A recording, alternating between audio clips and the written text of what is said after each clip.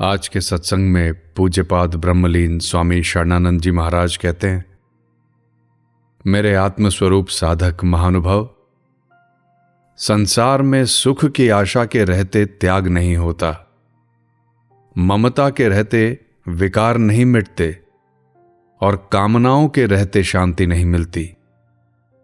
चाह रहित हुए बिना योग की सिद्धि नहीं मिलती, असंगता के बिना बोध नहीं हो सकता और आत्मीयता के बिना प्रेम की प्राप्ति नहीं हो सकती। ये सब बातें ध्रुव सत्य हैं, या कहो कि प्रभु का ऐसा कुछ विधान ही है। इसलिए संसार से सुख की आशा मत करो, प्राप्त की ममता मत करो और अप्राप्त की कामना मत करो। निष्काम भाव से सभी कर्म करो। सब प्रकार की स्वीकृतियों से असंग रहो और भगवान को अपना मानो। फिर तुम जो कुछ साधन करोगे उसमें सफलता अवश्य मिलेगी। परंतु जो साधन करो वह रुचिकर हो, संदेह रहित हो और सामर्थ्य के बाहर ना हो। कारण रुचिकर होने से मन साधन में लग जाता है और संदेह रहित होने से बुद्धि साधन में लग जाती है और सामर्थ्य के भीतर होने से उकताहट तथा थकावट नहीं होती। इनके अतिरिक्त सफलता ना मिलने में और कोई कारण नहीं है। जानकारी, मान्यता और जो हम करते हैं उसमें सफलता मिलना ही साधन की सिद्धि है, और सिद्धि कुछ नहीं। परंतु आज क्या होता है कि हम संसार की वास्तविकता को जानते हुए भी उसकी आशा का त्याग नहीं कर पाते।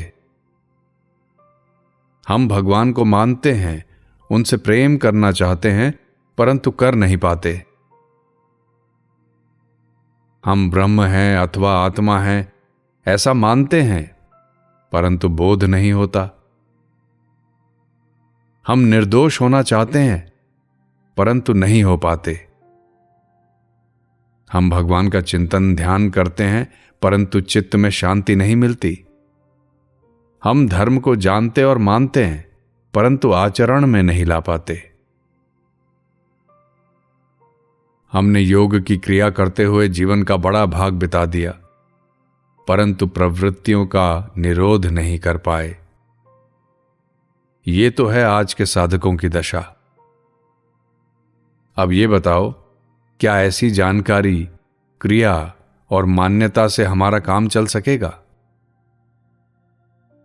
कहना होगा नहीं चलेगा। जानकारी, मान्यताओं और क्रियाओं का जब तक जीवन पर प्रभाव नहीं होगा तब तक तो उन्हें वास्तविक भी नहीं कह सकते। फिर उनसे हमें लक्ष्य की प्राप्ति हो ही कैसे सकती है, अर्थात नहीं हो सकती। तो बताओ, त्याग और प्यार करना भी किसी से सीखना पड़ता है क्या? जिसको असार और दुख रूप जान लेंगे उसका त्याग तो स्वतः होना चाहिए, और जिसे अपना तथा सुखरूप मान लेंगे उससे प्यार स्वतः होना चाहिए। हम संसार को असत्य और दुखद जानकर भी उसका त्याग और भगवान को अपना तथा सुखधाम मानकर भी उनसे प्रेम नहीं कर पाते। इसका एकमात्र कारण यही है कि हम संसार से सुख की आशा करना चाहते हैं एवं उस सर्वसमर्थ प्रभु को सरल हृदय से अपना नहीं मानते। याद रहे, और कुछ भी अपना है और परमात्मा भी अपना है, ये दोनों बातें एक साथ नहीं होती। जब तक हम और कुछ भी अपना मानते हैं तब तक तो मुख से कहते हुए भी हम सच्चे हृदय से भगवान को अपना नहीं मानते। यही इसकी पहचान है। अतएव इसी जन्म में सफलता चाहते हो तो उपर्युक्त बातें जीवन में उतारो, सफलता अवश्य मिलेगी। यह बात परम सत्य है। यदि हम संकल्पों और क्रियाओं से कर्तापन का भाव हटा लें अथवा जोड़े ही नहीं, तो फिर उनसे होने वाले फलों को भी हमें नहीं भोगना पड़ेगा। कारण जो करता है वही भोगता है। यदि हम मैं करता हूं इस भाव को मिटा दें, तो मैं भोगता हूं यह भाव भी अपने आप मिट जाएगा। और सब प्रकार की चाहों का त्याग कर दें तथा स्वाभाविक उठने वाले संकल्पों और क्रियाओं में रस लेना छोड़ दें, तो कर्तृत्व भाव भी स्वतः मिट जाए। कर्ता भाव और भोक्ता भाव का मिट जाना ही जीवन मुक्ति है। अतः भोग सुखों एवं उनकी कामनाओं का त्याग करो, तुरंत शांति मिलेगी। यह बात परम सत्य है। सबके हृदय में संकल्प स्वाभाविक ही होते हैं और उन संकल्पों के अनुसार क्रिया भी स्वाभाविक ही होती है। यदि हम उनसे अपनापन नहीं जोड़ें और ना ही उनसे किसी प्रकार के सुख की चाह करें, तो वे हमारे बंधन का कारण नहीं हो सकते। परंतु हम उनसे अपनापन जोड़ लेते हैं, जिससे राग की उत्पत्ति हो जाती है, और उनसे सुख की चाह कर लेते हैं, जिससे कामनाओं की उत्पत्ति होती है। राग और कामनाओं के कारण अनेक प्रकार के दोष हमारे जीवन में आ जाते हैं और भोगों में हमारी प्रवृत्ति हो जाती है, जिसके कारण जो नहीं करना चाहिए वह भी हम करने लग जाते हैं और जन्म मरण के चक्कर में पड़ जाते हैं।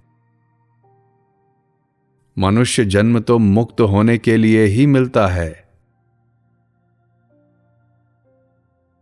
प्रिय साधक महानुभाव, सिद्धांत रूप से कोई भी गैर नहीं है, कोई और नहीं है। किसी न किसी नाते सभी अपने हैं और सभी में अपने प्रेमास्पद हैं, भगवान हैं। इस सत्य को स्वीकार करना प्रत्येक साधक के लिए अनिवार्य है। जहां कहीं जो कुछ बुराई दिखाई देती है, उसका कारण केवल अपनी ही भूल है। अपने सत्य को अपने द्वारा ना मानना ही अपनी भूल है। यदि जीवन में भूल ना होती तो हृदय में स्वभाव से सतत प्रीति की गंगा लहराती और जीवन आनंद विभोर हो जाता। वे सभी के अपने हैं, उन्हीं में प्रीति होती है, वे ही प्रीति के अधिकारी हैं। व्यक्तियों के साथ तो सद्भाव ही रह सकता है।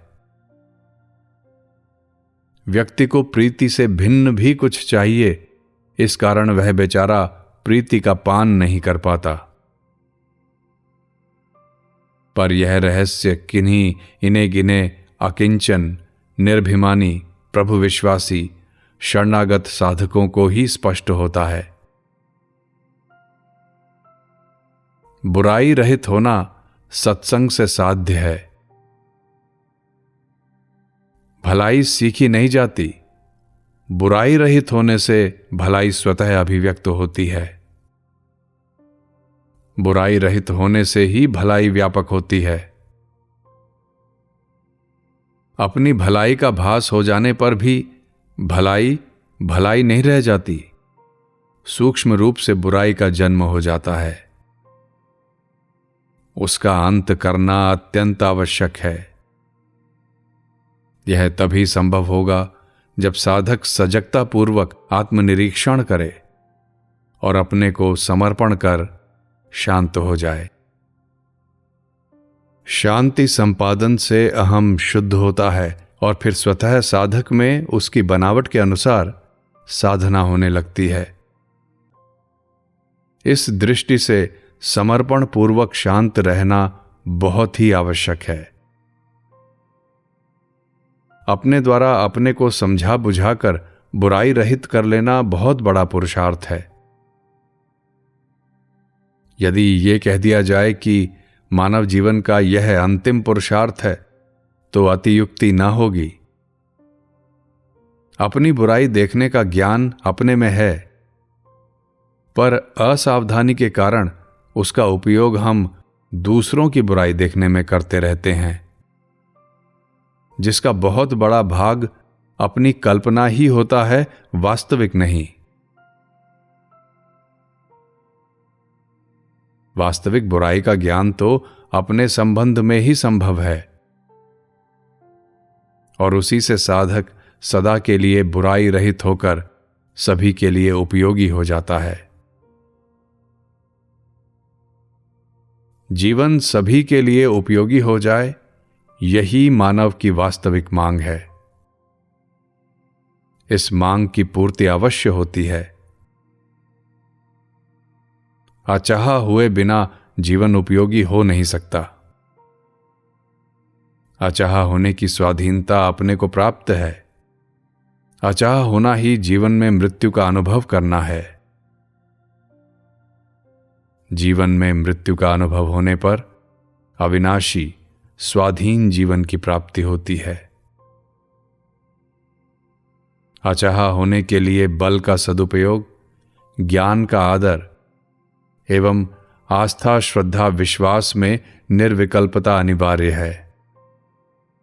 बल के सदुपयोग में प्राप्त परिस्थिति का सदुपयोग निहित है, और ज्ञान के आदर में अवस्थातीत जीवन की प्राप्ति है, और विकल्प रहित विश्वास से आत्मीय संबंध, अखंड स्मृति तथा अगाध प्रियता की प्राप्ति होती है।